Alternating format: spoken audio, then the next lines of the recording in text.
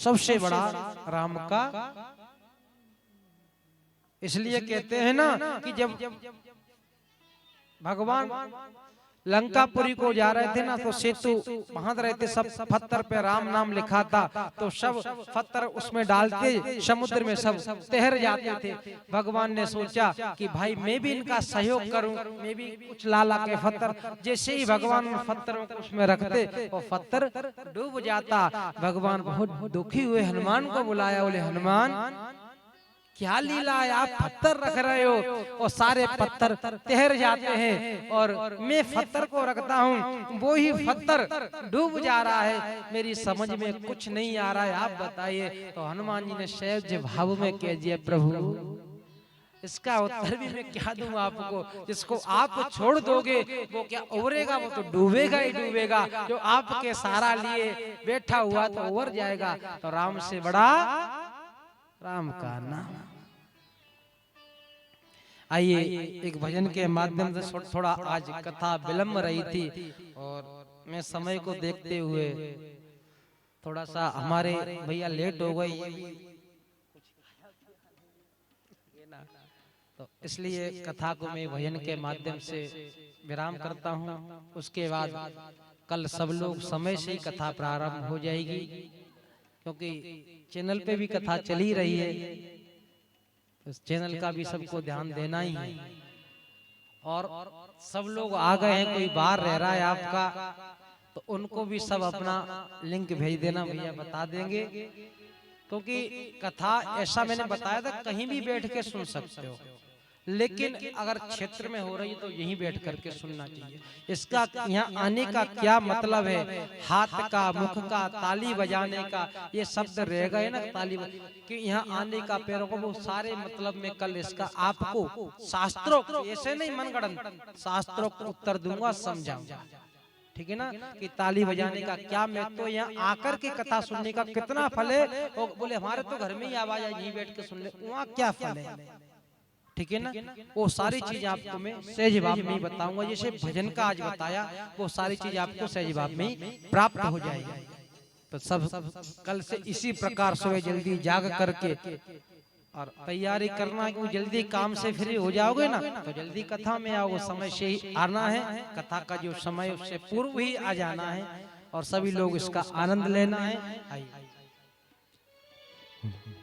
बोलिए वृंदावन बिहारी लाल की जय हो।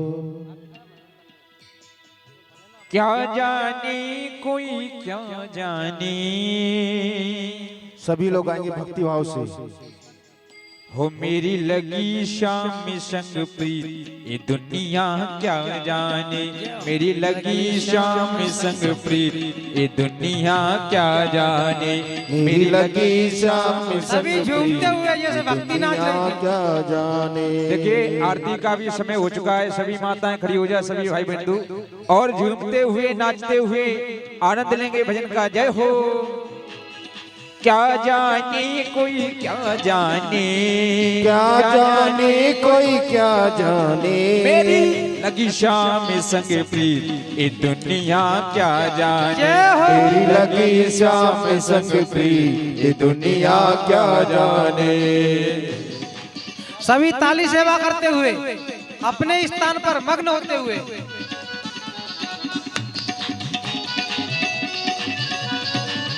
जय हो।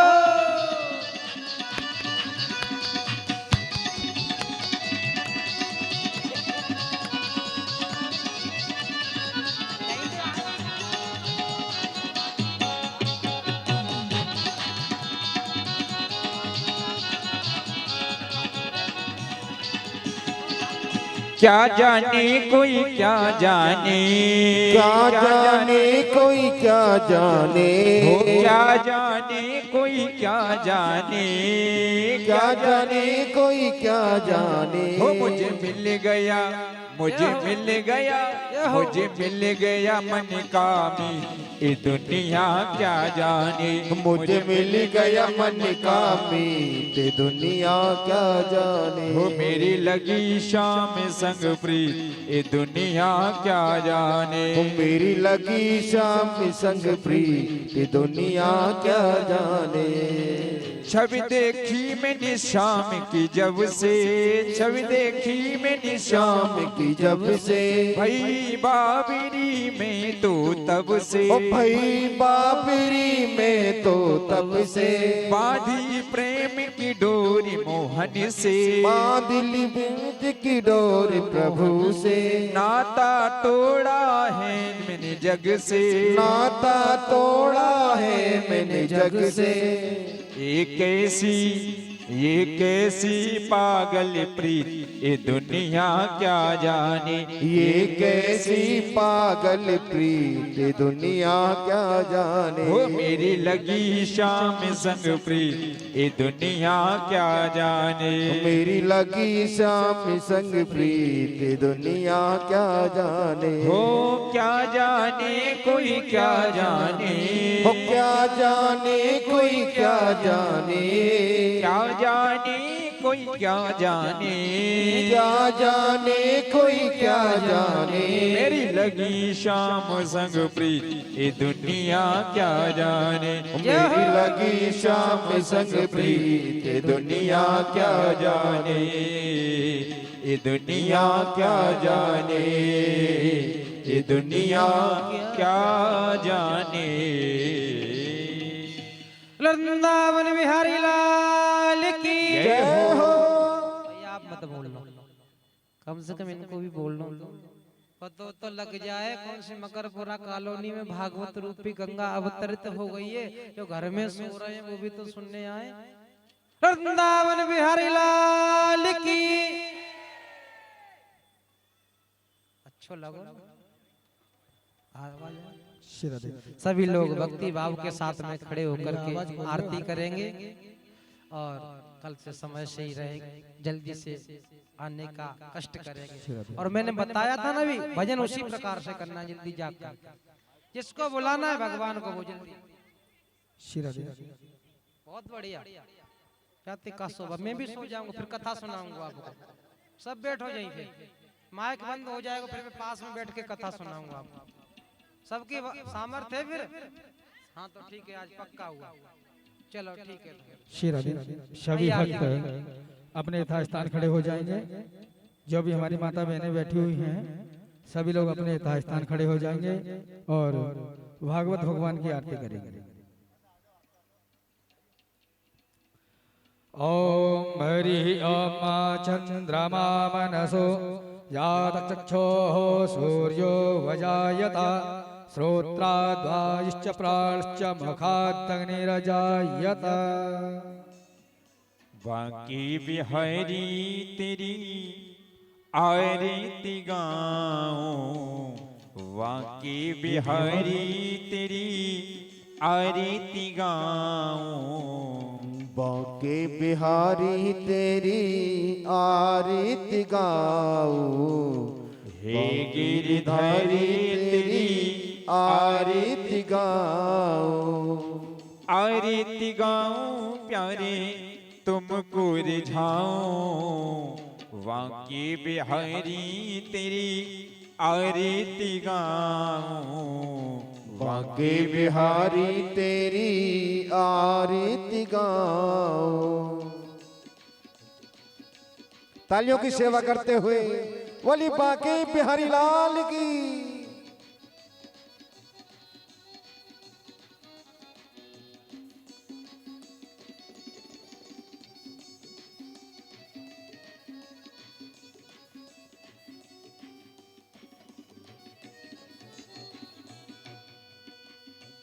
मोरी मुकुट तेरे शीस पे सोहे, मोरी मुकुट तेरे शीश पे सोहे, प्यारी वंशी मेरो मन मोहे, प्यारी बन। आप यहाँ से जाओ ना तो भोजन करके आओ, और आपके सामने कोई भोजन करके मुंह हाथ धुल करके खड़ा हो बड़ा चकाचक, तो आप एक लड्डू ले जाना, ठीक है ना। और उनको अले लड्डू खा ले, मैं यार आया हूँ घूम के, बोले नहीं अभी अभी भोजन किया है, नहीं अब नहीं, शादी पार्टी में से लड्डू लाया हूँ, शादी में गया था लड्डू खा, अब नहीं भोजन किया है, कल खाऊंगा। अब छोड़ो इसको, ये कह देगा, लेकिन आप ये कहना कि भागवत से आया हूं, लो लड्डू का प्रसाद मिला है, ला यार भागवत की प्रसादी हमको भी तो दो, तुरंत हाथ बढ़ा देगा, लाओ यार। तो ये क्या है, प्रसाद का महत्व है। उसकी भूख कहाँ चली गई? फिर था तो वही लड्डू ही था ना, वो लड्डू शादी का था, ये लड्डू भागवत का, ये प्रसाद भागवत का। जो कभी जीवन में केला नहीं खाता, फल छोड़े हुए, वो भी थोड़ा सा दे दो हमको प्रसाद, भागवत की प्रसाद थी, एक ही चीज लेकिन नाम। इसीलिए आप आटा लगा रहे हो, प्रसाद तैयारी कर रहे हो, बोले हम भगवान के लिए भोजन बना रहे हैं, ऐसा भाव रखोगे ना। और आप मोबाइल भी चला रहे हो, आज की डेट में जमाना है, तो उसमें भगवान का कोई भजन लगा करके रख लो, फिर देखो तुम, अगर भजन में मग्न हो जाता है ना इंसान, तो उसको 2-4 किलो आटे की रोटी कब बन गई पता तक नहीं चलता, लेकिन 4 रोटी बनाने में फिर देखो, उसको रोटी पे ध्यान नहीं हो तो हाथ चल रहे हैं, शरीर चल रहा है रोटी बनाने में, लेकिन वहाँ ये नहीं पता क्या आटा क्या कर रहे हैं, ध्यान तो वहाँ है ना, मन तो वहाँ है। कई लोग यहाँ बैठे रहते हैं, कथा में भी कई लोग बैठे होंगे ना, बैठे बैठे अगर बैठे हैं शरीर से, और क्या बोलते हैं, मन का दुकान पे भाग गया, व्यापार में भाग गया, तो यहाँ शरीर पड़ा रहेगा। बोले महाराज जी क्या कथा कही? जब महाराज जी ने जोर से जयकारा लगवाया, बोली भागवत भगवान की जय हो। जब ध्यान आया कहाँ चल रही थी कथा, फिर इधर उधर देखेंगे, अब पड़ोसी को देखते हैं कहाँ चल रही थी कथा, पता तो नहीं। तो इसलिए अपन उस भाव को बदल दो। रोटी बनाते वक्त दोपहर में समझा होगा भगवान को सुलाना है, हमको भी 2 घंटे आराम मिल जाएगा, हम भी सो लेते हैं, तो आपको भी आराम मिल गया, शरीर को भी थकावट नहीं हुई, और 4 बजे वो ही सिस्टम बोले चलो भगवान का पट खोलना, उनके लिए तैयारी करनी, तो सारा काम भी चल रहा है घर का, और भजन भी हो रहा है, किसी को माला की आवश्यकता नहीं पड़ती। जीवन में यही भजन करने का सुगम उपाय है। कलयुग में आप ये सोचो कि बैठ करके मैं एकांत में भजन कर लूं, ना कोई किया है किसी ने, ना कोई कर पाएगा, कोई नहीं कर पाएगा। इसलिए बस केवल और केवल भजन करना है ना, तो भजन को भाव से चल रहे हैं, फिर मैं कभी किसी को नहीं बताता कि आप बैठ करके भजन करो। आप स्वाध्याय की बोला आपको याद हो जाता है ना, जब आप रोज पाठ करते हो, बाइक से चला रहे हो, बाइक चलाते चलाते आप जा रहे हो ड्यूटी पे, और जाते जाते हनुमान चालीसा, शिव चालीसा, विष्णु चालीसा, जो भी आपको याद है ना, उसको आप बाइक चलाते चलाते पढ़ते चले जा रहे हैं ना, तो बाइक आप नहीं चलाते, स्वयं आकर के भगवान आपकी बाइक पर विराजमान हो जाते हैं, आपकी गाड़ी पर विराजमान, और वही गाड़ी को चला करके फिर उस गाड़ी में कोई भी एक्सीडेंट वगैरह कुछ भी हो जाए, फिर उसकी रक्षा कौन करता है?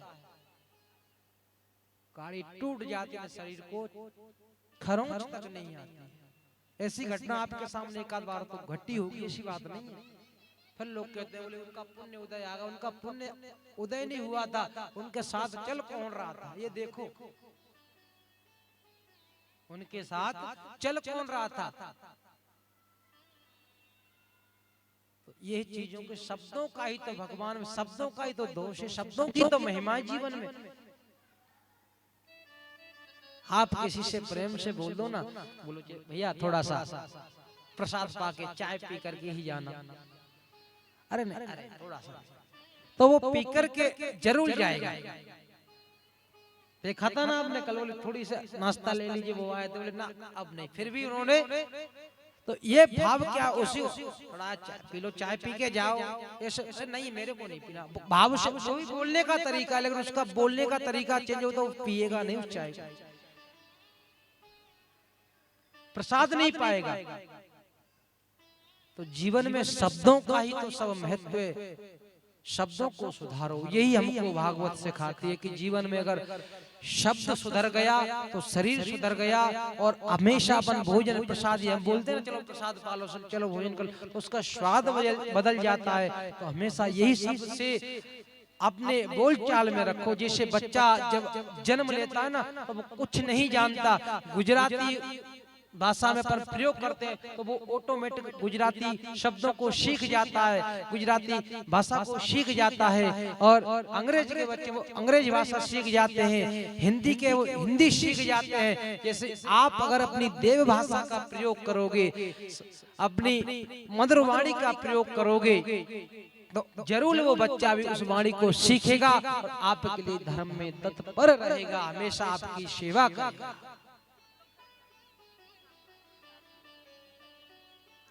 ऐसी वाणी बोलिए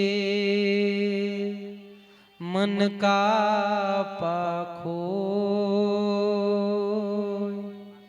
और अनकू शीतल करई आपहु शीतल हो। ऐसी वाणी बोलिए नहीं कि तो कैसी बोलिए।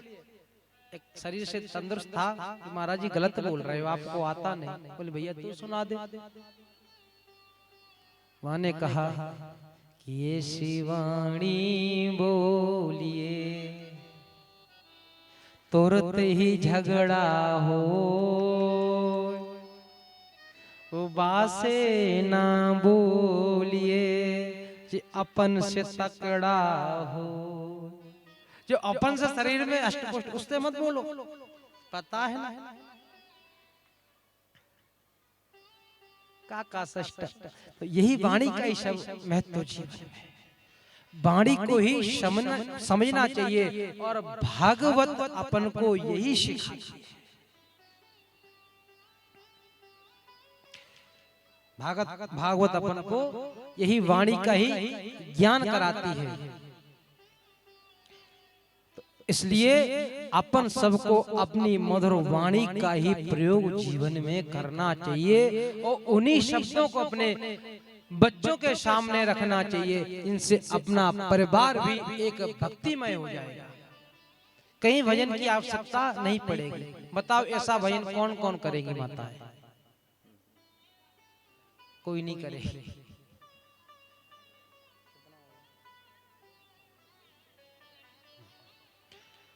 इसलिए अपन को सब को इसी वाणी का प्रयोग करते हुए सभी शब्दों को देखते हुए जीवन में अग्रत करना चाहिए, जिससे हमारा पूरा परिवार एक भक्तिमय हो जाए।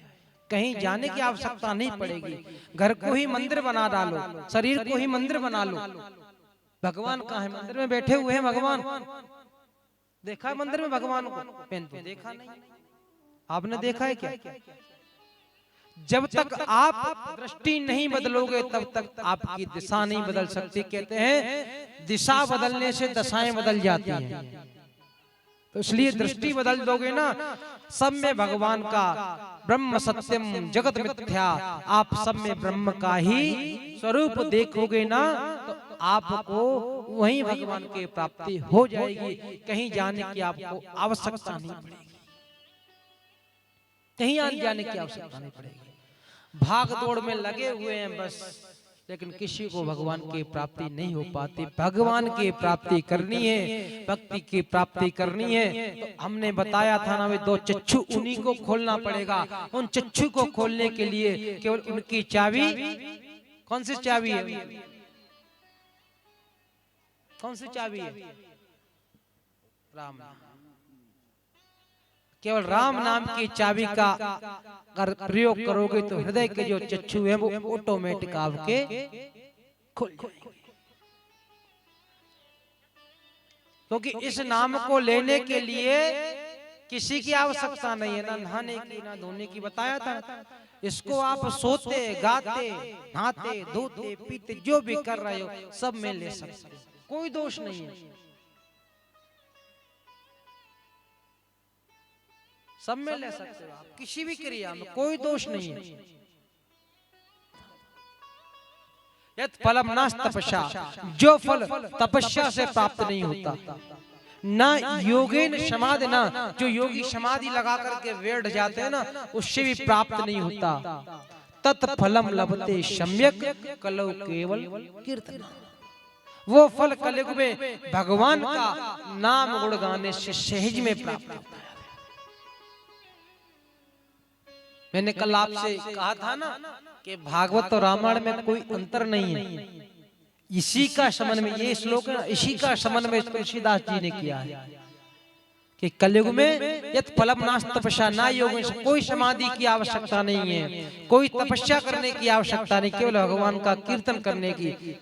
तो वही चीज कह रहे हैं कि कलयुग केवल नाम यधारा, कलयुग केवली नामे अधारा, कलयुग केवल नामी आधारा, सुमेरे सुमेरे नर उतरे पारा, कलयुग केवली नामी आधारा, कलयुग केवली नामी आधारा। कलयुग में केवल नाम का आधार लेना चाहिए। अगर नाम का सहारा आपने ले लिया तो ये मान के चलो आपका कलयुग सहज में ही निकल जाएगा। कोई पहला कलयुग नहीं आया है, ऐसा कलयुग जीवन में 27 बार निकल पता है। सुनते नहीं हो, संकल्प बोला था पंडित जी ने, उसमें पूजन कराया था, उसमें बोलते हैं ओम विष्णवे नमः, विष्णवे नमः, विष्णवे नमः बुलवाया। आर्यावर्तैक भारत देशे अष्टाविंशत युगे कलयुगे बोला था। अष्टाविंशत मतलब 28वां कलयुग चल रहा है। अष्टाविंशत युगे कलयुगे, कल प्रथम चरण है। कितने चरण होते हैं? 4 चरण होते हैं। इसमें प्रथम चरण मैंने बताया था ना अभी, 4 चरणों को। 4 चरणों में प्रथम चरण चल रहा है कलयुग का। तभी तो कलयुग की उम्र कितनी है? कलयुग की उम्र कितनी है? 4,32,000। लेकिन अभी निकली कितनी है? 5,255 वर्ष के समथिंग।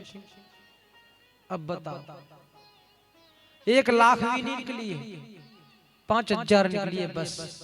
क्योंकि और 5,000 वर्ष निकली है ना, इतने ही वर्ष भगवान इस धराधाम को छोड़े हुए ज्यादा दिन नहीं हुए भगवान को। जब कलयुग चरम सीमा पर पहुंच जाएगा ना, तो कोई कथा को सुन करेगा ही नहीं। केवल और केवल भागवत होगी, मनोरंजन का विषय बन जाएगा,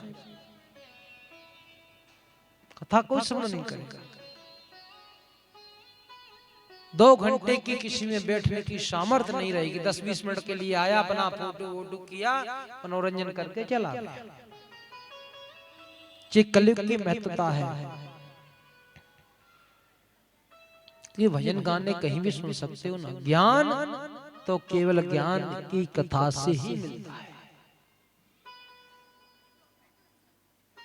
सारी महिमा बताई, लेकिन आगे कहते हैं प्रभु जब भक्ति का दुख दूर हुआ तो प्रश्न करते हैं परीक्षित सुखदेव से, यहाँ सोनकादि ऋषि शुद्ध जी महाराज से। सब कथा सुन रहे हैं, सब प्रश्न कर रहे हैं। बोले महाराज ये कथा केवल और केवल जो जर्जर अवस्था है उसी को दूर करने का काम करती है कि कुछ और भी काम करती है? किस किस काम में काम आती है? के शुद्धंत बदंत मैया, इसका सारे कार्य आप बताइए। जब कहते हैं कि प्रभु अगर इस कथा को कोई ज्यादा बड़ी बात क्या कहूं, कल्प वृक्ष की महिमा तो बताई दी। जिसके पितृ नरक में पड़े हों, दुर्गति से जिसकी मृत्यु हो जाए, वो अपने पितरों के निमित्त अगर श्रीमद् भागवत रूपी गंगा को स्मरण कराता है तो उसके पितृ भी मोक्ष को प्राप्त हो जाते हैं। उनके पितरों का भी मोक्ष, और मोक्ष देने वाला अगर साधन है तो केवल और केवल भगवान का नाम ही है। आप भजन करोगे ना, आप भजन करोगे तो ये आपका पुण्य है, आपको स्वर्ग मिल सकता है, लेकिन मोक्ष पुनरपि जननम पुनरपि मरणम पुनरपि जननी जठरे शयनम, आपको मोक्ष की प्राप्ति नहीं हो सकती है। मोक्ष की प्राप्ति करने के लिए तो केवल भगवान के नाम का सहारा आपको लेना पड़ेगा जीवन में। और भगवान का नाम आप ये समझो कि सहज भाव है, नहीं है, लोहे के चने चबाने के बराबर भगवान का नाम है। कहते सब हैं कि हम भजन करेंगे, हम करेंगे, कोई नहीं पाता है। गृह कारज नाना जंजाला, इतने घर के काम पड़े रहते हैं ना, तो कोई कर ही नहीं पाता है। लेकिन अगर गुरु मिल जाए ना, अच्छा समझाने वाला अच्छा मिल जाए ना, तो भजन भी सहज भाव में ही करा देता है। गुरु अच्छा मिल जाए, अब समझो आप कि भजन सहज भाव में ही कैसे हो जाएगा। लोग कहते हैं कि माला आप तो कहते हैं आप पे काम तो कुछ है नहीं, बस भजन करो। काम नहीं है, सबके पास कार्य है, सबके पास काम है, लेकिन काम को भगवान से जोड़ दो। देखो अब सभी माताएं ध्यान से सुनना, बहुत अच्छी बात बता रहा हूं आपको, एकाग्रचित्त होकर के। किसी के पास माला नहीं है, कोई आवश्यकता नहीं, माला से भजन नहीं होता, कहा था ना, लेकिन बस अपने भाव को बदल दो पूरा भजन हो जाएगा। कैसे कि कोई भी कार्य कर रहे हैं आप, सब माताएं भोजन प्रसाद बनाती है ना, सब घर में। अब बोले महाराज रोटी पानी झाड़ा पोछा इसी में लगे रहते हैं, भजन कब कर ले, काम ही नहीं है। अरे तो सुबह सुबह झाड़ू लगा रही हैं, तो आपने देखा होगा शायद यहाँ बूढ़ी बूढ़ी माताएं बैठी हुई गांव में रही हैं, सुबह चाकी चलाती थी, चलाई किसी ने चाकी, तो सुबह चाकी चलाते हुए वो भजन गाती थी, वो माला लेती थी। काम भी हो रहा है, भजन भी हो रहा है,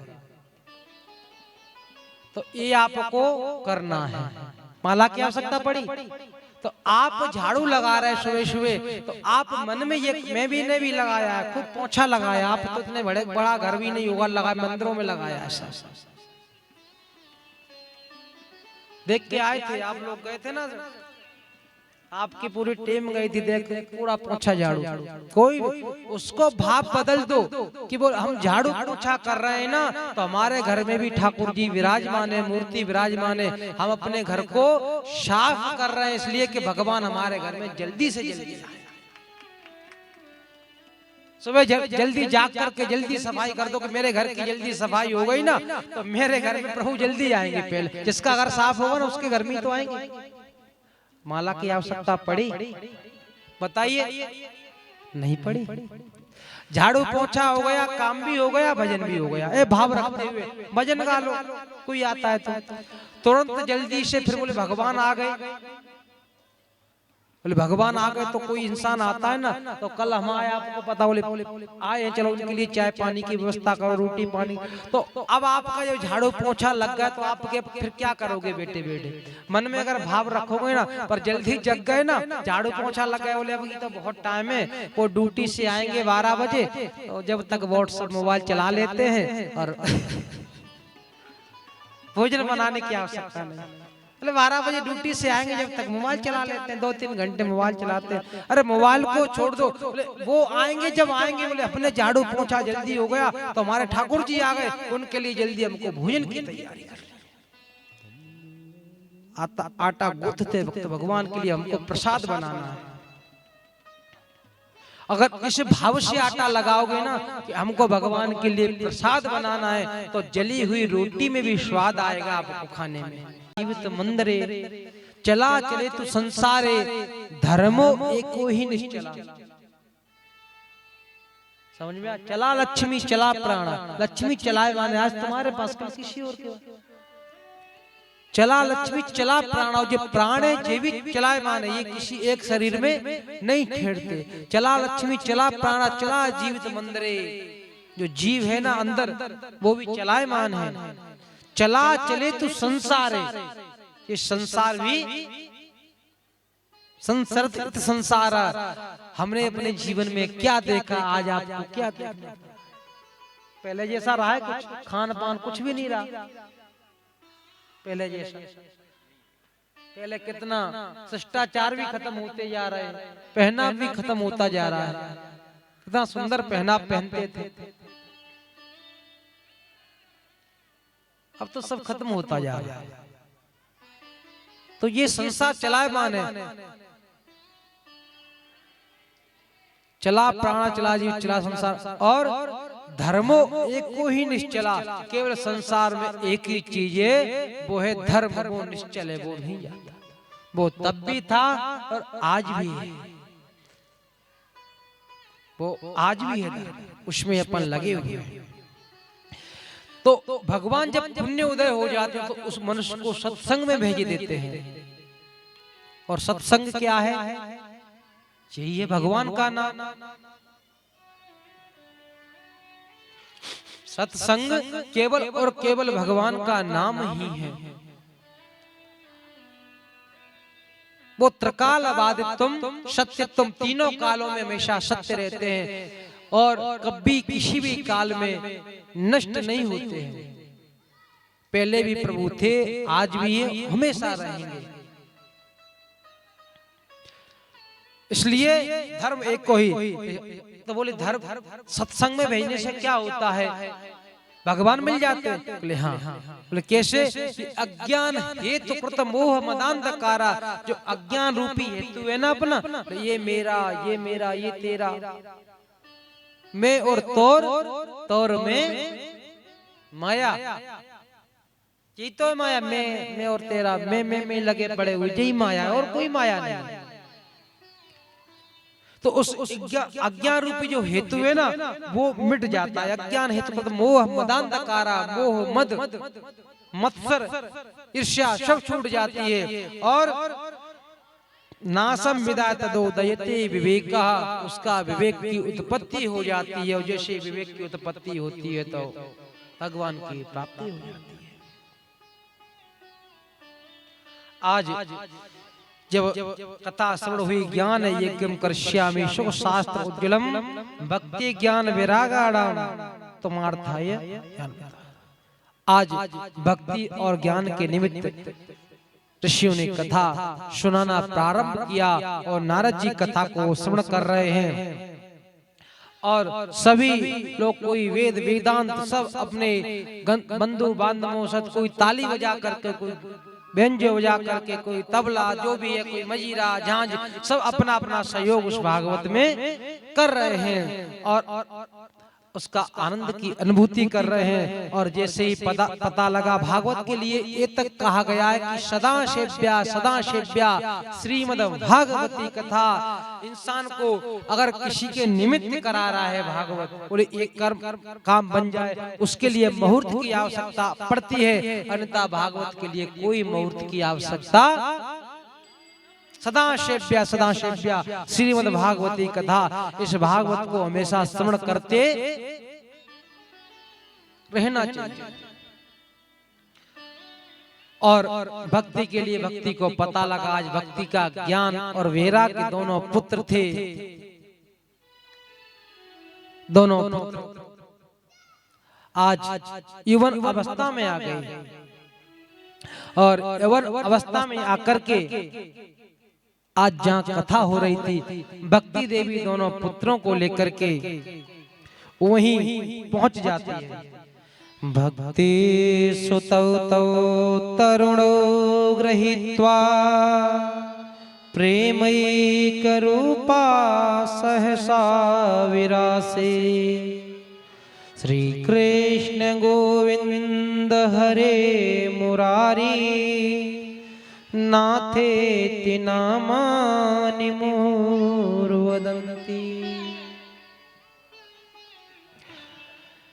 और दोनों बेटों को लेकर के भक्ति देवी कथा मंच पर पहुंच करके और वहां श्री कृष्ण गोविंद हरे मुरारी, श्री कृष्ण गोविंद हरि मुरारी, हे नाथ नारायण वासुदेवा, श्री कृष्ण गोविंद हरि मुरारी। आइए सभी भक्ति की तरह नारायण वासुदेवा, श्री कृष्ण गोविंद हरे मुरारी, हे नाथ नारायण वासुदेवा, हे नाथ नारायण वासुदेवा, हे नाथ नारायण वासुदेवा, हे नाथ नारायण वासुदेवा। गाइए सभी, हे नाथ नारायण वासुदेवा, श्री कृष्ण गोविंद हरे मुरारी, हे नाथ नारायण वासुदेवा, श्री कृष्ण गोविंद हरे मुरारी, हे नाथ नारायण वासुदेवा। जय हो।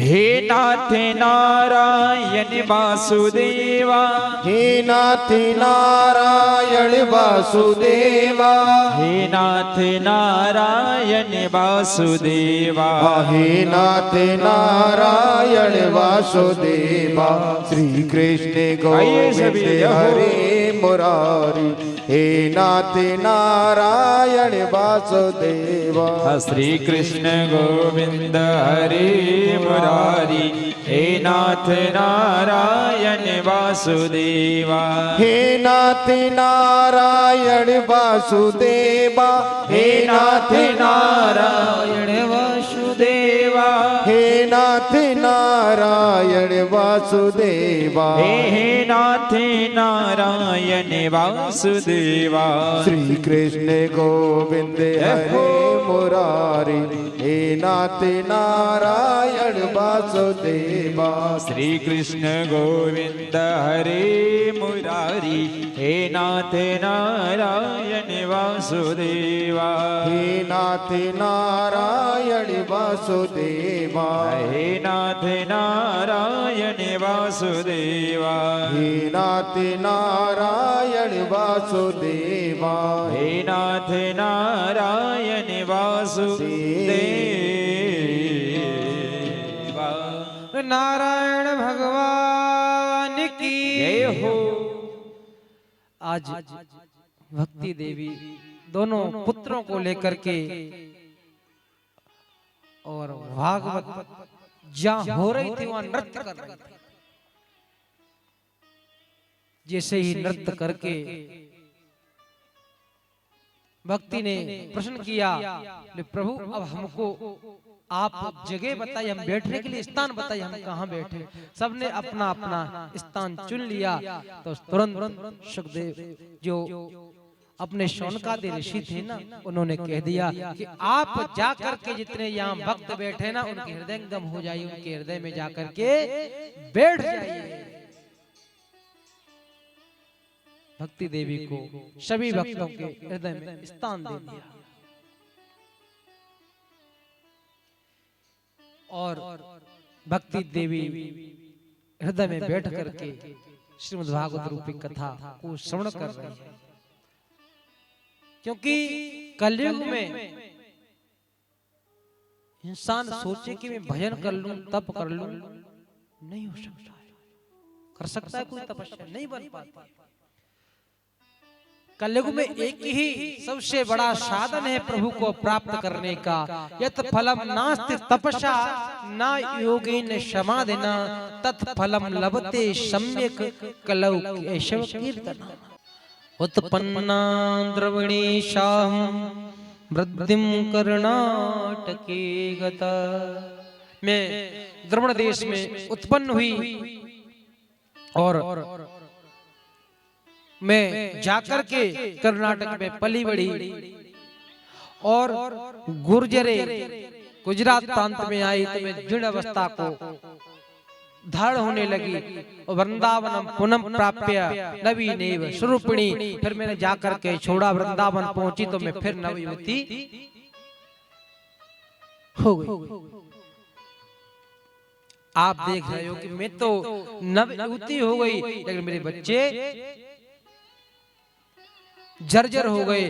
देखा तो आज भी आप जाओ वृंदावन में तो आज भी आपको भक्ति जवान मिलती है। 60-60 साल के 70-70 साल के माला लिए हैं और परिक्रमा में लगे हुए हैं, देखने को मिलता है ना। चल नहीं पा रहा है लाठी से, दिन में 4-4 गोवर्धन की 2-2 परिक्रमा इंसान एक नहीं करता। मैं रहा हूं गोवर्धन में कुछ दिन, 2-2 परिक्रमा करते हैं, आज भी नित्य रह रहे हैं। उनका सुबह नियम है 4 बजे निकल जाना, 10 बजे परिक्रमा करके मधुकरी करके लाते। मधुकरी समझते हो, मांग करके, और उसको अपने 10 बजे परिक्रमा करके मांग की थैले में डाल लेंगे, खा करके आराम करेंगे, शाम को 4 बजे फिर निकल जाना। 5-6 घंटे में परिक्रमा हो जाती है आपकी, कितने भी हो, 4-5-6 गोवर्धन। बोले मैं तो जर्जर हो गई, तो आप इनका उपाय कीजिए। तो आज नारद जी ने उनको सारे उपाय किए कि वेद वेदांत घोषस्य गीता पाठिर मुहुर्मुहु। वेदांत गीता पाठ बार बार मुहुर्मुहु, एक बार नहीं बार बार सुनाया, लेकिन वो थोड़ी चेतन अवस्था में आते उठते फिर उनको अवस्था आ ही नहीं रही थी। कलयुग के प्रभाव से जब नारद जी परेशान हो गए तो भक्ति देवी ने बताया, ले प्रभु आपकी शरण में आने के बाद तो पहला 5 साल की उम्र में उसको भी भगवान की प्राप्ति हो गई थी। जयति जगति माया यस्य काया धवस्ते वचन रचनमेकं केवलं चाकलय्य भ्रदपद्मप्रियातो यत्कृपातो ध्रुवोऽयं सकलकुशलपात्रं ब्रह्मपुत्रं नतास्मि। जब ऐसा सब बताया, बोले आपकी शरण में तो कोई भी आ जाए, आपके पास तो सारे रोगों की दवा है।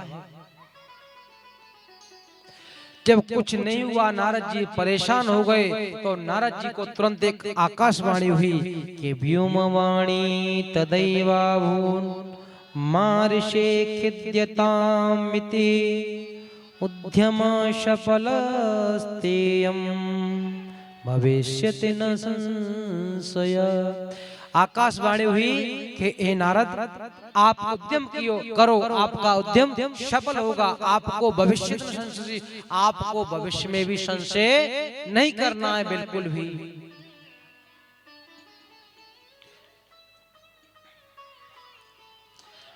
बोले उद्यम क्या करें? अब नारद जी सत्य की खोज में निकल पड़े हैं और जाकर के जैसे ही देखा मुख मलिन, सनक सनातन चारों ऋषि विराजमान हैं। नारद जी को देख करके सारे ऋषियों ने रोका और रोक करके उद्यम बताया कि क्या उद्यम करें, क्या सत्य की खोज करें। तब उन्होंने समझाया कि नारद जी को कि आप उनके निमित्त एक श्रीमद् भागवत गंगा का अवतरित कीजिए, आह्वान कीजिए, उनको श्रवण कराइए, उनको चेतन अवस्था आ जाएगी। तो नारद जी ने पढ़े लिखे थे, उन्होंने कहा कि भागवत रूपी गंगा, मैंने गीता वेद वेदांत सब पाठ सुनाए, इनसे कुछ नहीं हुआ तो भागवत से। तो उन्होंने समझाया चारों ऋषियों ने कि आप समझो कि जिस प्रकार दूध से मक्खन निकलता है और मक्खन से घी बनता है, तो जो काम घी कर सकता है वो दूध नहीं कर सकता है। दूध में पूड़ी नहीं निकाली जा सकती। पेड़ तो आम का ही रहता है, लेकिन आम का जो पका हुआ फल खाने में स्वाद आ जाता है, वो लकड़ी खाने में नहीं आएगा। इसलिए गीता पाठ और वेदांत का पाठ का सबका जो निचोड़ है, जो पका हुआ फल है, वो है श्रीमद् भागवत। उसको आप श्रवण कराइए, उसको आप उनको खिलाइए। अब वो कैसे खिलाया जाए? फल ऐसा तो है नहीं कि मुख में दे दिया जाए। वो फल खाने के लिए बोले दवा कई प्रकार की होती, कई दवा होती जो मुख से खाई जाती है, कई दवा नेत्रों में डाली जाती है, और कई दवा ऐसी होती जो कान के माध्यम से। तो ये भागवत रूपी जो फल है ना, वो कर्ण माध्यम से हृदयंगम करेगा। दवा कहीं से भी खाओ हृदय में ही जाएगी, नाभि पेट में ही जाएगी। इसी प्रकार इस कर्ण रूपी अपने मुख है, इनसे इस श्रीमद् भागवत रूपी फल को श्रवण करना चाहिए, खाना चाहिए। और तुरंत उन्होंने एक सुंदर यज्ञ का आयोजन किया। बोले महाराज आप बोले इनके निमित्त बनाया ज्ञान वैराग्य को, और स्वयं नारद जी परीक्षित बन के बैठ गए और चारों ऋषियों को उन्होंने व्यास मंच पर बिठा दिया वक्ता के। हरिद्वार के पास सुंदर मंच लगाया गया। मंच लगा करके सबको जैसे ही पता लगा कि भागवत हो रही है, तो सारे ऋषि मुनि दौड़े दौड़े भाग करके शिष्यों के साथ वहां एकत्रित होने लगे। आजकल तो निमंत्रण देने जाना पड़ता है, भागवत जाना पड़ता है ना, लेकिन किसी प्रथा है नहीं। भाई मैं भागवत में नहीं निकली है ना। भागवत के लिए कितना भी दुश्मन हो,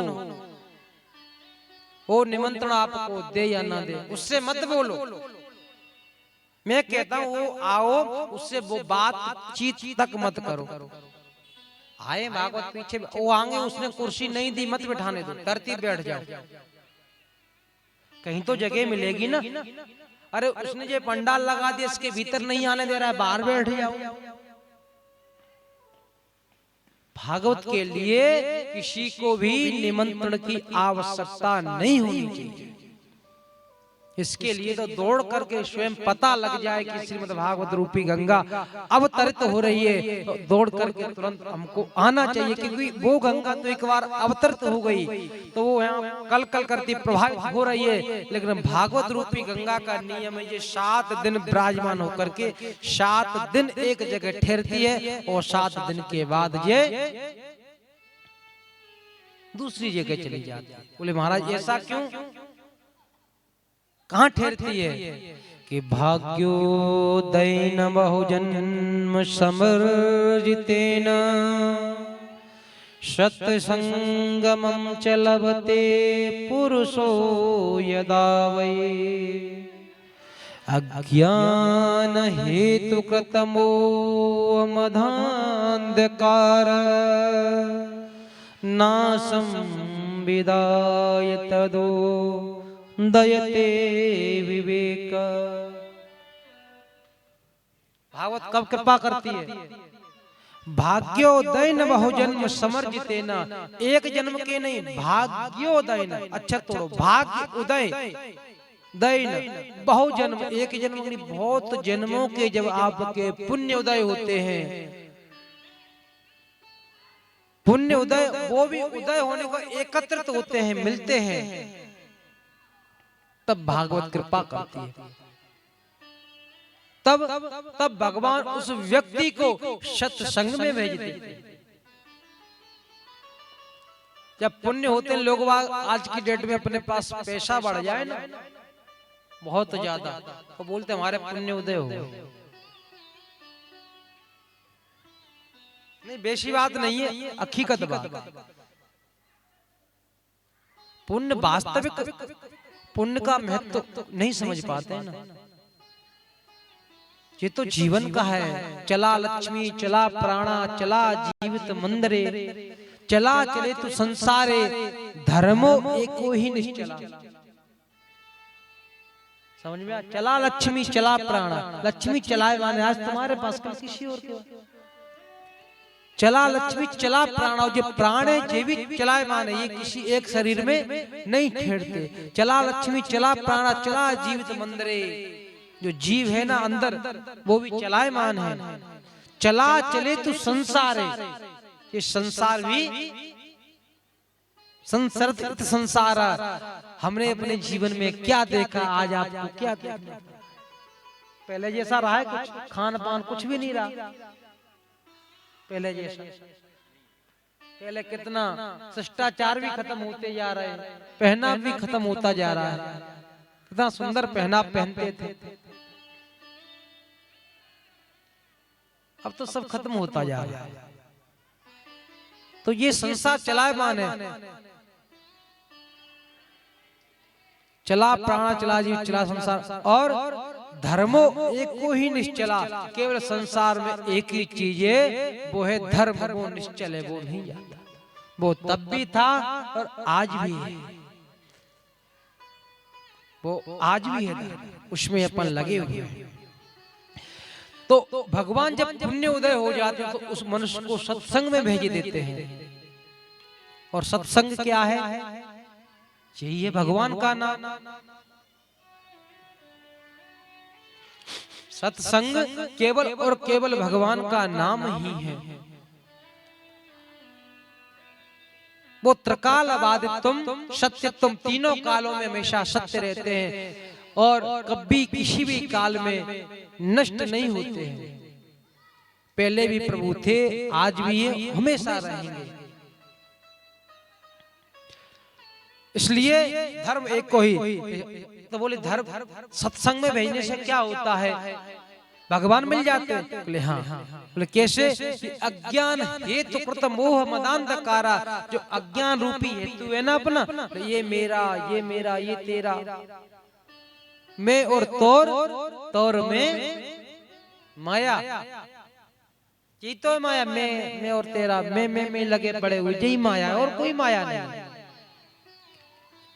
तो उस अज्ञान रूपी जो हेतु है ना वो मिट जाता है। अज्ञान हेतु मोह मदांधकारा, मोह मद मत्सर ईर्ष्या सब छूट जाती है। और नासम विदात तदोदयते विवेका, उसका विवेक की उत्पत्ति हो जाती है। और जैसे विवेक की उत्पत्ति होती है तो भगवान की प्राप्ति हो जाती है। आज जब कथा श्रवण हुई, ज्ञान यज्ञम कर्ष्यामि सुख शास्त्र उज्ज्वलम भक्ति ज्ञान विरागाणाम तमार्थाय। आज भक्ति और ज्ञान के निमित्त ऋषियों ने कथा सुनाना प्रारंभ किया और नारद जी कथा को श्रवण कर रहे हैं। और सभी लोग, कोई वेद वेदांत सब अपने बंधु बांधवों साथ, कोई ताली बजा करके, कोई व्यंजो बजा करके, कोई तबला जो भी है, कोई मजीरा झांझ, सब अपना अपना सहयोग उस भागवत में कर रहे हैं और उसका आनंद की अनुभूति कर रहे हैं। और जैसे ही पता लगा भागवत के लिए ये तक कहा गया है कि सदा सेव्या श्रीमद् भागवती कथा। इंसान को अगर किसी के निमित्त करा रहा है भागवत, बोले एक कर्म काम बन जाए, उसके लिए मुहूर्त की आवश्यकता पड़ती है, अन्यथा भागवत के लिए कोई मुहूर्त की आवश्यकता। सदा सेव्या श्रीमद् भागवती कथा, इस भागवत को हमेशा श्रवण करते रहना चाहिए। और भक्ति के लिए, भक्ति को पता लगा आज भक्ति का ज्ञान और वैराग के दोनों पुत्र थे। दोनों पुत्र आज यौवन अवस्था में आ गए और यौवन अवस्था में आकर के आज जहाँ कथा हो रही थी, भक्ति देवी दोनों पुत्रों को लेकर के वहीं पहुंच जाती है। भक्ति सुतौ तौ तरुणो गृहीत्वा प्रेमैक रूपा सहसा विरासे, श्री कृष्ण कृष्ण गोविंद हरे मुरारी नाथे तिनामानि मुहुर्वदन्ति।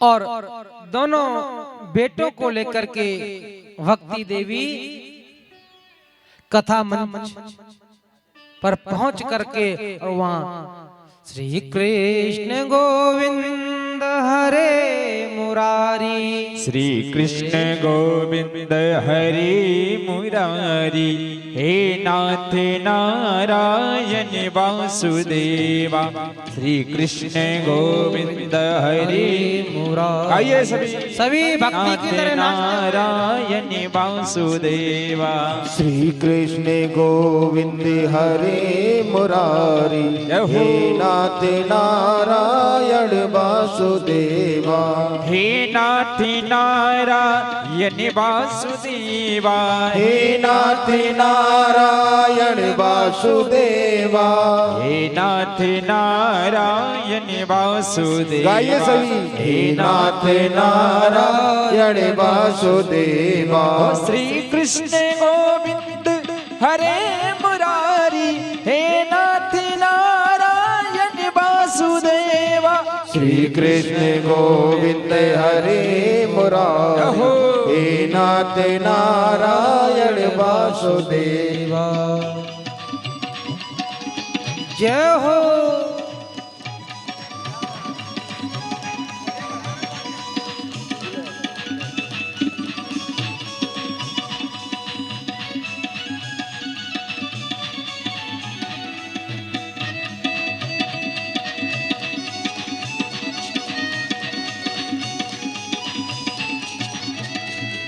हे नाथ नारायण वासुदेवा, हे नाथ नारायण वासुदेवा, हे नाथ नारायण वासुदेवा, हे नाथ नारायण वासुदेवा, श्री कृष्ण गोविंद हरे मुरारी, हे नाथ नारायण वासुदेवा, श्री कृष्ण गोविंद हरे मुरारी, हे नाथ नारायण वासुदेवा, हे नाथ नारायण वासुदेवा, हे नाथ नारायण वासुदेवा, हे नाथ नारायण वासुदेवा, हे नाथ नारायण वासुदेवा, श्री कृष्ण गोविंद हरे मुरारी, हे नाथ नारायण वासुदेवा,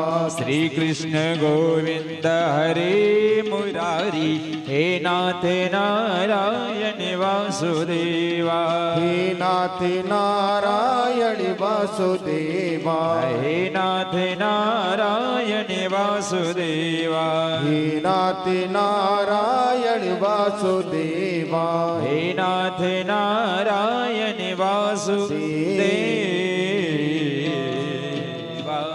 नारायण भगवान की जय हो।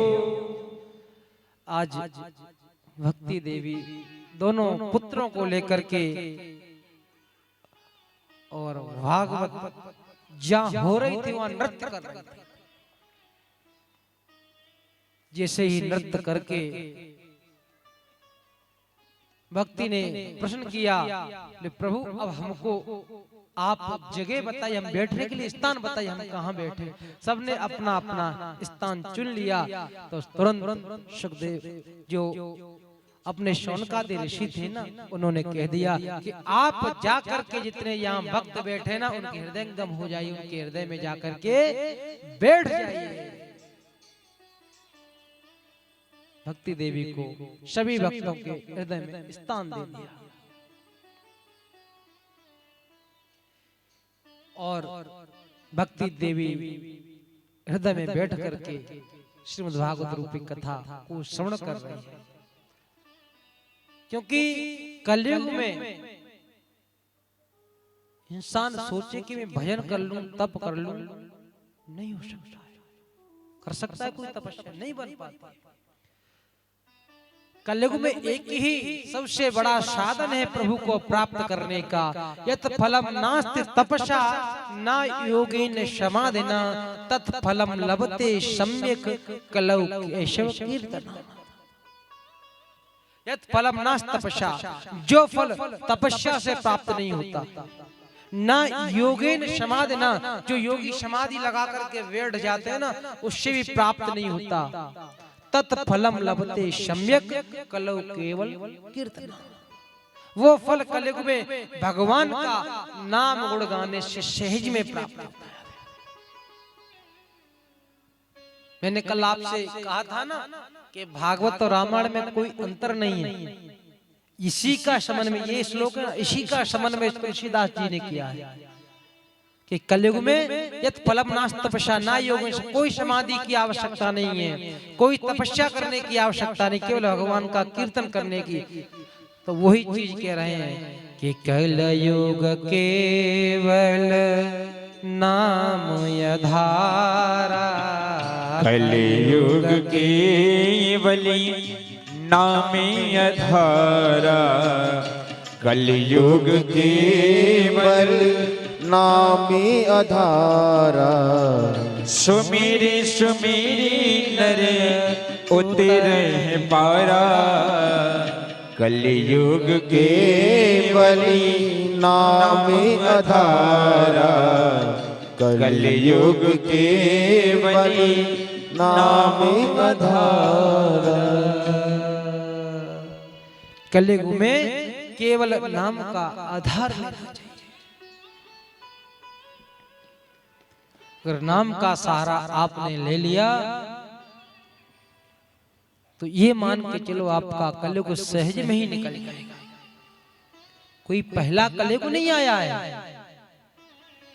ऐसा कलयुग जीवन में 27 बार पता है। सुनते नहीं हो, संकल्प बोला था पंडित जी ने, उसमें पूजन कराया था, उसमें बोलते हैं ओम विष्णवे नमः, विष्णवे नमः, विष्णवे नमः बुलवाया। आर्यावर्तैक भारत देशे अष्टाविंशत युगे कलयुगे बोला था। अष्टाविंशत मतलब 28वां कलयुग चल रहा है। अष्टाविंशत युगे कलयुगे, कल प्रथम चरण है। कितने चरण होते हैं? 4 चरण होते हैं। इसमें प्रथम चरण मैंने बताया था ना अभी, चारों चरणों को। चारों चरणों में प्रथम चरण चल रहा है कलयुग का। तभी तो कलयुग की उम्र कितनी है? कलयुग की उम्र कितनी है? 4,32,000। लेकिन अभी निकली कितनी है? 5,255 वर्ष के समथिंग। अब बताओ, 1 लाख भी नहीं निकली है, 5,000 निकली है बस। क्योंकि और 5,000 वर्ष निकली है ना, इतने ही वर्ष भगवान इस धराधाम को छोड़े हुए ज्यादा दिन नहीं हुए भगवान को। जब कलयुग चरम सीमा पर पहुंच जाएगा ना, तो कोई कथा को सुन करेगा ही नहीं। केवल और केवल भागवत होगी, मनोरंजन का विषय बन जाएगा, कथा कोई सुन नहीं करेगा। 2 घंटे की किसी में बैठने की सामर्थ्य नहीं रहेगी। 10-20 मिनट के लिए आया, अपना फोटो वोटो किया, मनोरंजन करके चला गया। ये कलयुग की महत्वता है। ये भजन गाने कहीं भी सुन सकते हो ना। ज्ञान तो केवल ज्ञान की कथा से ही मिलता है। सारी महिमा बताई, लेकिन आगे कहते हैं प्रभु जब भक्ति का दुख दूर हुआ तो प्रश्न करते हैं परीक्षित सुखदेव से, यहाँ सोनकादि शुद्ध जी महाराज से। सब कथा सुन रहे हैं, सब प्रश्न कर रहे हैं। बोले महाराज ये कथा केवल और केवल जो जर्जर अवस्था है उसी को दूर करने का काम करती है कि कुछ और भी काम करती है? किस किस काम में काम आती है? के शुद्धंत बदंत मैया, इसका सारे कार्य आप बताइए। जब कहते हैं कि प्रभु अगर इस कथा को कोई ज्यादा बड़ी बात क्या कहूं, कल्प वृक्ष की महिमा तो बताई दी, जिसके पितृ नरक में पड़े हों, दुर्गति से जिसकी मृत्यु हो जाए, वो अपने पितरों के निमित्त अगर श्रीमद् भागवत रूपी गंगा को स्मरण कराता है तो उसके पितृ भी मोक्ष को प्राप्त हो जाते हैं। उनके पितरों का भी मोक्ष, और मोक्ष देने वाला अगर साधन है तो केवल और केवल भगवान का नाम ही है। आप भजन करोगे ना, आप भजन करोगे तो ये आपका पुण्य है, आपको स्वर्ग मिल सकता है, लेकिन मोक्ष पुनरप जननम पुनरप मरणम पुनरप जननी जठरे शयनम, आपको मोक्ष की प्राप्ति नहीं हो सकती है।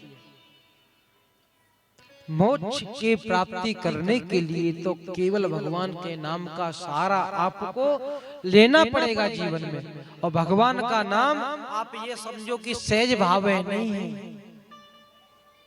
लोहे के चने चवाने के बराबर भगवान का नाम है। कहते सब हैं कि हम भजन करेंगे, हम करेंगे, कर कोई नहीं पाता है। गृह कारज नाना जंजाला, इतने घर के काम पड़े रहते हैं ना, तो कोई कर ही नहीं पाता है। लेकिन अगर गुरु मिल जाए ना, अच्छा समझाने वाला अच्छा मिल जाए ना, तो भजन भी सहज भाव में ही करा देता है।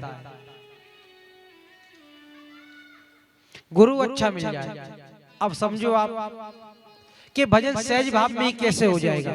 लोग कहते हैं कि माला आप तो कहते हैं आप पे काम तो कुछ है नहीं, बस भजन करो। काम नहीं है, सबके पास कार्य है, सबके पास काम है, लेकिन काम को भगवान से जोड़ दो। देखो अब सभी माताएं ध्यान से सुनना, बहुत अच्छी बात बता रहा हूं आपको, एकाग्रचित्त होकर के। किसी के पास माला नहीं है, कोई आवश्यकता नहीं, माला से भजन नहीं होता, कहा था ना, लेकिन बस अपने भाव को बदल दो पूरा भजन हो जाएगा। कैसे कि कोई भी कार्य कर रहे हैं आप, सब माताएं भोजन प्रसाद बनाती है ना, सब घर में। अब बोले महाराज रोटी पानी झाड़ा पोछा इसी में लगे रहते हैं, भजन कब कर ले, काम ही नहीं है। अरे तो सुबह सुबह झाड़ू लगा रही हैं, तो आपने देखा होगा शायद यहाँ बूढ़ी बूढ़ी माताएं बैठी हुई गांव में रही हैं, सुबह चाकी चलाती थी, चलाई किसी ने चाकी, तो सुबह चाकी चलाते हुए वो भजन गाती थी, वो माला लेती थी। काम भी हो रहा है, भजन भी हो रहा है, तो ये आपको करना है। माला की आवश्यकता पड़ी तो आप झाड़ू लगा रहे सुबह सुबह, तो आप मन में ये, मैं भी ने भी लगाया है, खूब पोछा लगाया, आप तो इतने बड़ा घर भी नहीं होगा लगाया, मंदिरों में लगाया ऐसा। देख के आए थे आप लोग, गए थे ना, आपकी पूरी टीम गई थी, देख पूरा पोछा झाड़ू। कोई उसको भाव बदल दो कि वो हम झाड़ू पोछा कर रहे हैं ना, तो हमारे घर में भी ठाकुर जी विराजमान है, मूर्ति विराजमान है, हम अपने घर को साफ कर रहे हैं इसलिए कि भगवान हमारे घर में जल्दी से जल्दी आए। सुबह जल्दी जाग करके जल्दी सफाई कर दो कि मेरे घर की जल्दी सफाई हो गई ना, तो मेरे घर में प्रभु जल्दी आएंगे। पहले जिसका घर साफ होगा ना उसके घर में तो आएंगे। माला की आवश्यकता पड़ी? बताइए, नहीं पड़ी। झाड़ू पोछा हो गया, काम भी हो गया, भजन भी हो गया। ए भाव रखते हुए भजन गा लो। कोई आता है तो तुरंत जल्दी से फिर बोले भगवान आ गए, बोले भगवान आ गए। तो कोई इंसान आता है ना, तो कल हम आए, आपको पता, बोले आए चलो उनके लिए चाय पानी की व्यवस्था करो, रोटी पानी। तो अब आपका जब झाड़ू पोछा लग गया तो आपके फिर क्या करोगे बेटे बेटे? मन में अगर भाव रखोगे ना, पर जल्दी जग गए ना, झाड़ू पोछा लग गया, बोले अभी तो बहुत टाइम है, वो ड्यूटी से आएंगे 12 बजे, तो जब तक व्हाट्सएप मोबाइल चला लेते हैं और भोजन बनाने की आवश्यकता नहीं। बोले 12 बजे ड्यूटी से आएंगे, जब तक मोबाइल चला लेते हैं, 2-3 घंटे मोबाइल चलाते हैं। अरे मोबाइल को छोड़ दो, बोले वो आएंगे, जब आएंगे बोले अपने झाड़ू पोंछा जल्दी हो गया तो हमारे ठाकुर जी आ गए, उनके लिए जल्दी हमको भोजन की तैयारी कर ली। आटा गूंथते वक्त भगवान के लिए हमको प्रसाद बनाना है। अगर इस भाव से आटा लगाओगे ना कि हमको भगवान के लिए प्रसाद बनाना है, तो जली हुई रोटी में भी स्वाद आएगा आपको खाने में। आप यहाँ से जाओ ना, खूब भोजन करके आओ, और आपके सामने कोई भोजन करके मुंह हाथ धुल करके खड़ा हो बड़ा चकाचक, तो आप एक लड्डू ले जाना, ठीक है ना, और उनको अले लड्डू खा ले, मैं यार आया हूँ घूम के, बोले नहीं अभी अभी भोजन किया है, नहीं अब नहीं। शादी पार्टी में से लड्डू लाया हूँ, शादी में गया था लड्डू खा, अब नहीं भोजन किया है, कल खाऊंगा। अब छोड़ो उसको, ये कह देगा, लेकिन आप जब कहना कि भागवत से आया हूं, लो लड्डू का प्रसाद मिला है, ला यार भागवत की प्रसादी हमको भी तो दो, तुरंत हाथ बढ़ा देगा, लाओ यार। तो ये क्या है, प्रसाद का महत्व है। उसकी भूख कहाँ चली गई? फिर था तो वही लड्डू ही था ना, वो लड्डू शादी का था, ये लड्डू भागवत का, ये प्रसाद भागवत का। जो कभी जीवन में केला नहीं खाता, फल छोड़े हुए, वो भी थोड़ा सा दे दो हमको प्रसाद, भागवत की प्रसाद थी, एक ही चीज लेकिन नाम। इसीलिए आप आटा लगा रहे हो, प्रसाद तैयारी कर रहे हो, बोले हम भगवान के लिए भोजन बना रहे हैं, ऐसा भाव रखोगे ना। और आप मोबाइल भी चला रहे हो, आज की डेट में जमाना है, तो उसमें भगवान का कोई भजन लगा करके रख लो, फिर देखो तुम,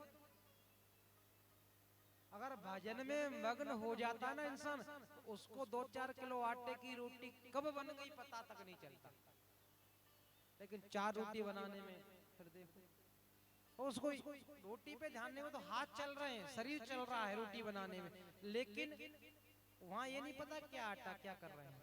ध्यान तो वहाँ है ना, मन तो वहाँ है। कई लोग यहाँ बैठे रहते हैं, कथा में भी कई लोग बैठे होंगे ना, बैठे बैठे अगर बैठे हैं शरीर से, और क्या बोलते हैं मन अगर दुकान पे भाग गया, व्यापार में भाग गया, तो यहाँ शरीर पड़ा रहेगा। बोले महाराज जी क्या कथा कही? जब महाराज जी ने जोर से जयकारा लगवाया, बोली भागवत भगवान की जय हो। जब ध्यान आया कहाँ चल रही थी कथा, फिर इधर उधर देखेंगे, अब पड़ोसी को देखते हैं कहाँ चल रही थी कथा, पता तो नहीं। तो इसलिए अपन उस भाव को बदल दो। रोटी बनाते वक्त दोपहर में संध्या हो गई, भगवान को सुलाना है, हमको भी 2 घंटे आराम मिल जाएगा, हम भी सो लेते हैं, तो आपको भी आराम मिल गया, शरीर को भी थकावट नहीं हुई, और 4 बजे वो ही सिस्टम बोले चलो भगवान का पट खोलना, उनके लिए तैयारी करनी, तो सारा काम भी चल रहा है घर का, और भजन भी हो रहा है, किसी को माला की आवश्यकता नहीं पड़ती। जीवन में यही भजन करने का सुगम उपाय है। कलयुग में आप ये सोचो कि बैठ करके मैं एकांत में भजन कर लूं, ना कोई किया है किसी ने, ना कोई कर पाएगा, कोई नहीं कर पाएगा। इसलिए बस केवल और केवल भजन करना है ना, तो भजन को भाव से चल रहे हैं, फिर रहे। मैं कभी किसी को नहीं बताता कि आप बैठ करके भजन करो। आप स्वाध्याय की बोला आपको याद हो जाता है ना, जब आप रोज पाठ करते हो, बाइक से चला रहे हो, बाइक चलाते चलाते आप जा रहे हो ड्यूटी पे, और जाते जाते हनुमान चालीसा, शिव चालीसा, विष्णु चालीसा, जो भी आपको याद है ना, उसको आप बाइक चलाते चलाते पढ़ते चले जा रहे हैं ना, तो बाइक आप नहीं चलाते, स्वयं आकर के भगवान आपकी बाइक पर विराजमान हो जाते हैं, आपकी गाड़ी पर विराजमान, और वही गाड़ी को चला करके फिर उस गाड़ी में कोई भी एक्सीडेंट वगैरह कुछ भी हो जाए, फिर उसकी रक्षा कौन करता है? गाड़ी टूट जाती है, शरीर को खरोंच तक नहीं आती। ऐसी घटना आपके सामने एक आध बार तो घटी होगी, ऐसी बात नहीं है। फिर लोग कहते हैं बोले उनका पुण्य उदय आ गया, उनका पुण्य उदय नहीं हुआ था, उनके साथ चल कौन रहा था, ये देखो उनके साथ चल कौन रहा था। तो ये चीजों के शब्दों का ही तो भगवान में, शब्दों का ही तो दोष है, शब्दों की तो महिमा जीवन में। आप किसी से प्रेम से बोल दो ना, बोलो कि भैया थोड़ा सा प्रसाद पाके चाय पी करके ही जाना, अरे नहीं अरे थोड़ा सा, तो वो पी करके जरूर जाएगा। देखा था ना आपने कल, बोले थोड़ी सा नाश्ता ले लीजिए, वो आए थे बोले ना अब नहीं, फिर भी उन्होंने, तो ये भाव क्या, उसी थोड़ा पी लो, चाय पी के जाओ, ऐसे नहीं मेरे को नहीं पीना, भाव से वही बोलने का तरीका, लेकिन उसका बोलने का तरीका चेंज हो तो पिएगा नहीं उस चाय, प्रसाद नहीं पाएगा। तो जीवन में शब्दों का ही तो सब महत्व है, शब्दों को सुधारो, यही हमको भागवत सिखाती है कि जीवन में अगर शब्द सुधर गया तो शरीर सुधर गया, और हमेशा अपन भोजन प्रसाद, हम बोलते हैं ना चलो प्रसाद पालो, चलो भोजन कर, तो उसका स्वाद बदल जाता है। तो हमेशा यही शब्द से अपने बोल चाल में रखो। जैसे बच्चा जब जन्म लेता है ना, तो वो कुछ नहीं जानता, गुजराती भाषा में पर प्रयोग करते हैं तो वो ऑटोमेटिक गुजराती शब्दों को सीख जाता है, गुजराती भाषा को सीख जाता है। और अंग्रेज के बच्चे वो अंग्रेजी भाषा सीख जाते हैं, हिंदी के वो हिंदी सीख जाते हैं। जैसे आप अगर अपनी देव भाषा का प्रयोग करोगे, अपनी मधुर वाणी का प्रयोग करोगे, तो जरूर वो बच्चा भी उस वाणी को सीखेगा और आपके लिए धर्म में तत्पर रहेगा, हमेशा आपकी सेवा करेगा।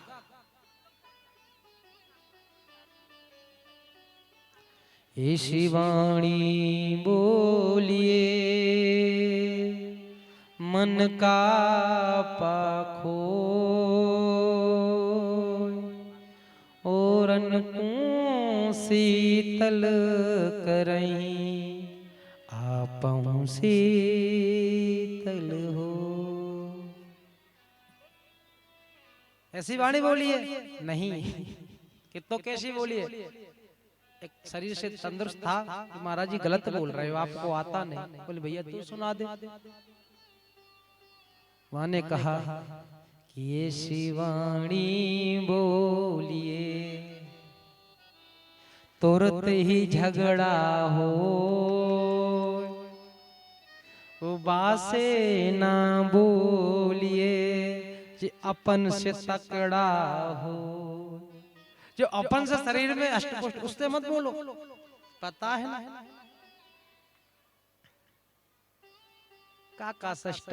तो यही वाणी का ही सब महत्व जीवन में, वाणी को ही समझना चाहिए। और भागवत अपन को यही सिखाती है।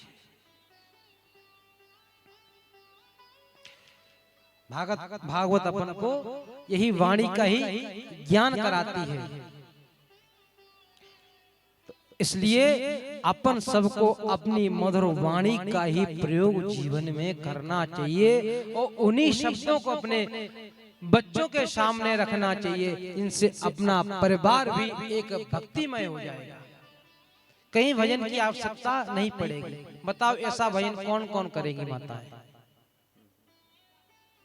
कोई नहीं करेगी।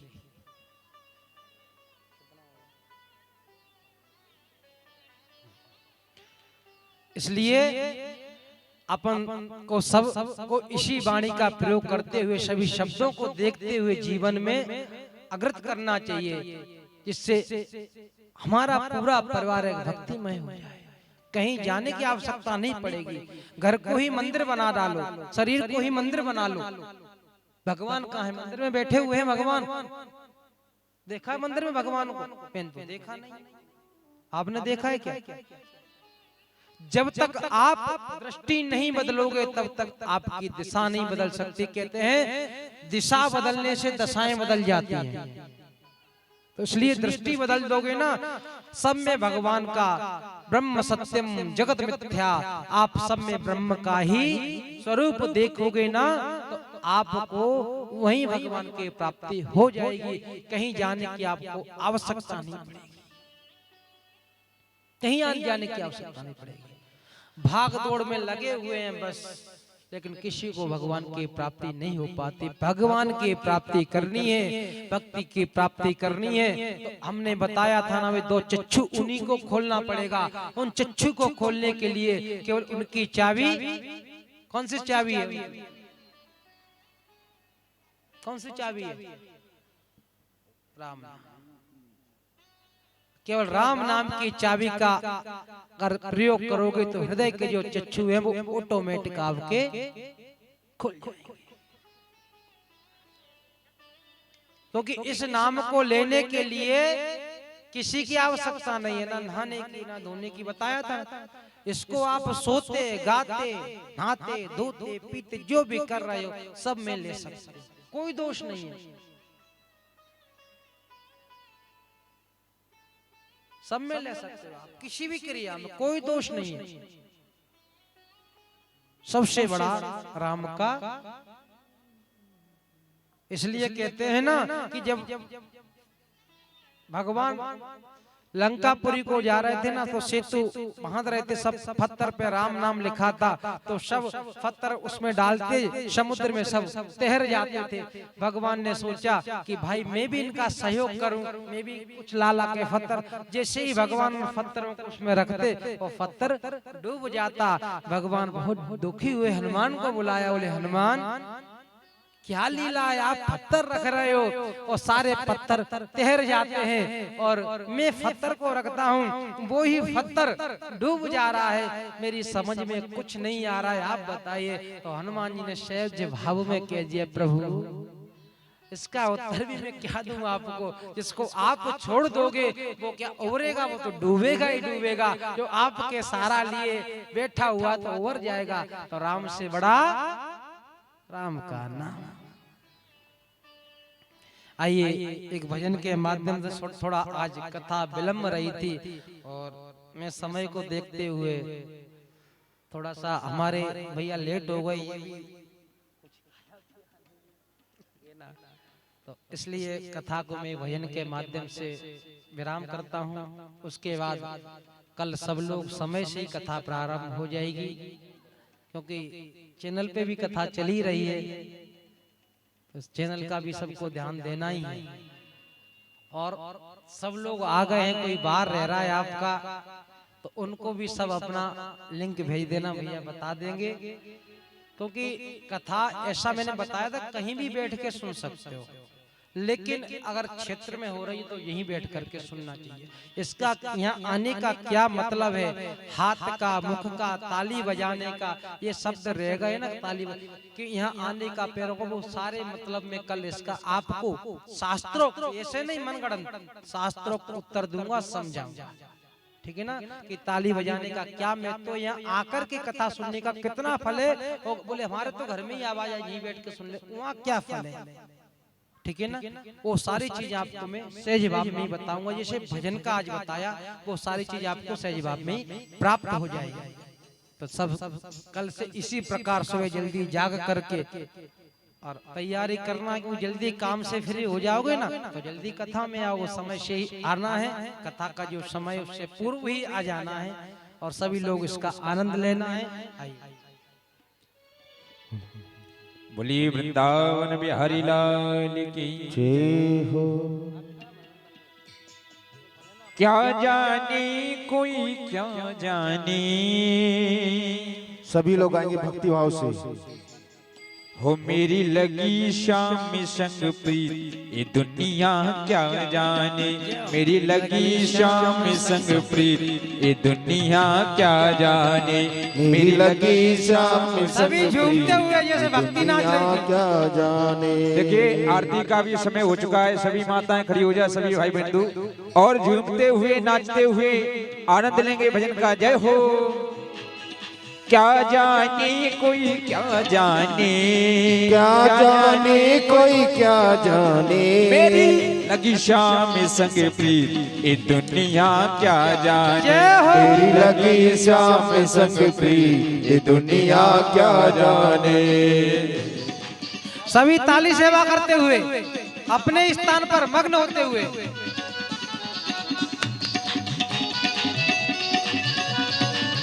जय हो।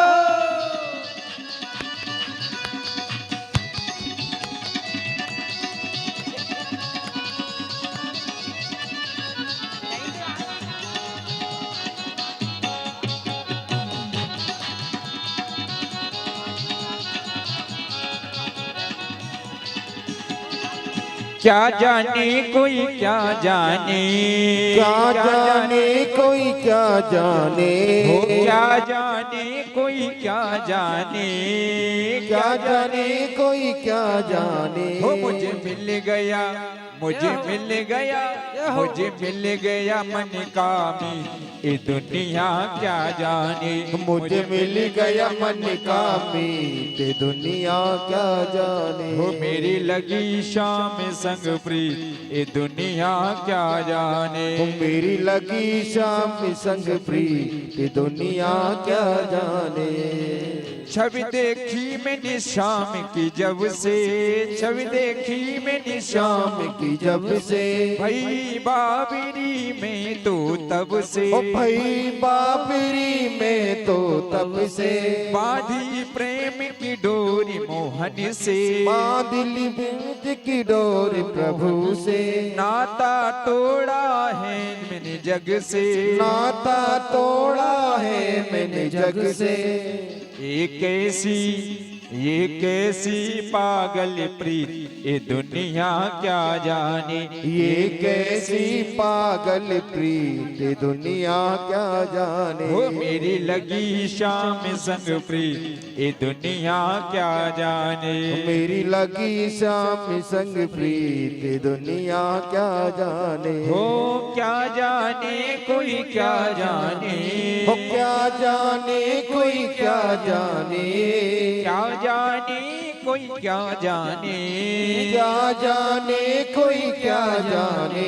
मेरी लगी शाम संग प्रीत, ये दुनिया क्या जाने। मेरी लगी शाम संग प्रीत, दुनिया क्या जाने। ये दुनिया क्या जाने, ये दुनिया क्या जाने। वृंदावन बिहारी लाल की जय हो। भैया आप मत बोलना, कम से कम इनको भी बोलना पता तो लग जाए। कौन सी मकरपुरा कॉलोनी में भागवत रूपी गंगा अवतरित हो गई है, जो घर में सो रहे हैं वो भी तो सुनने आए। वृंदावन बिहारी लाल की अच्छो लगो आवाज आए।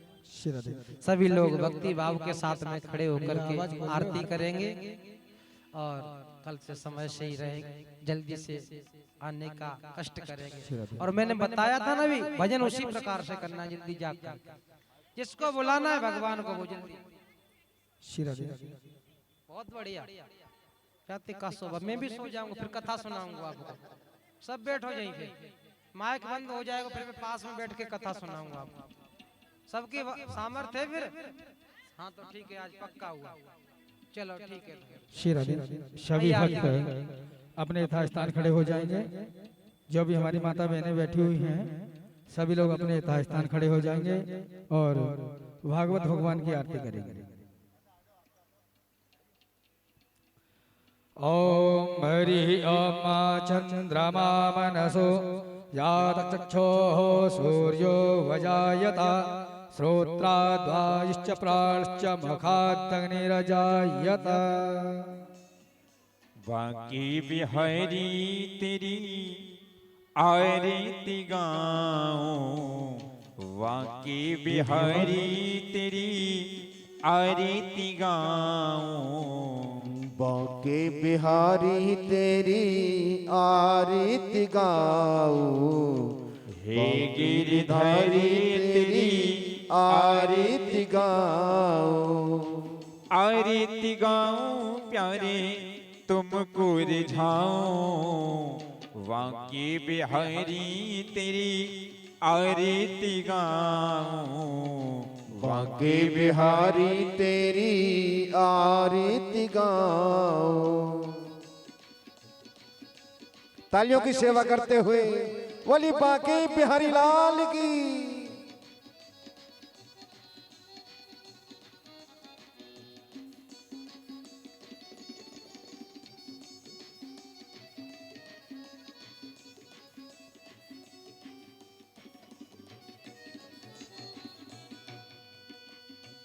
मोरी मुकुट तेरे शीस पे सोहे, मोरी मुकुट तेरे शीश पे सोहे प्यारी वंशी मेरो मन मोहे प्यारी बंसी